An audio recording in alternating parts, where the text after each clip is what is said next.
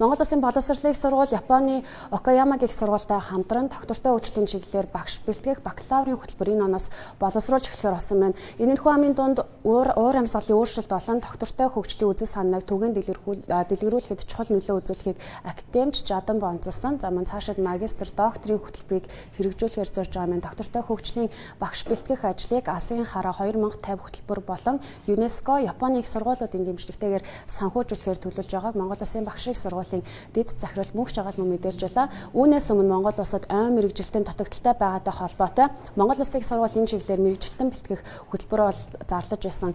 Тэгвэл тэрбум мод үндэсний хөдөлгөөнийг хэрэгжүүлэхэд 7000 гаруй мэрэгжлийн ажилчин 1200 инженер хэрэгтэй гэсэн тооцоог бол танилцуулаад байгаа. Тэгэхээр ирээдүйд бол байгаль орчин доктортой чиглэлээр сургууль хоорондын хамтын ажиллагаа улам идэвхжих хандлагатай байдгийг Монгол Улсын багшийн сургуулийн дэд захирал онцолж байна. 1920 оноос 60 он 90 он хүртэл бол ер нь хонь болон ямааны харьцаа бол 3-1 байсан юм байна. 3 хонь 1 ямаатай тэнцдэг байсан. За тэгээ энэ сүүлийн 20 жилд бол энэ ямаа хоньны харьцаа бол 1-1 болсон. Энэ харьцааг 1-1 болгосон нь бол эргээд одоо ургамлын хомсдол, цөлжилт, дээр нь бас усны хомсдол үүсэх. Энэ одоо үүлийн үрийг бол бид нэр тарьжээ гэж ингэж ойлгож байна.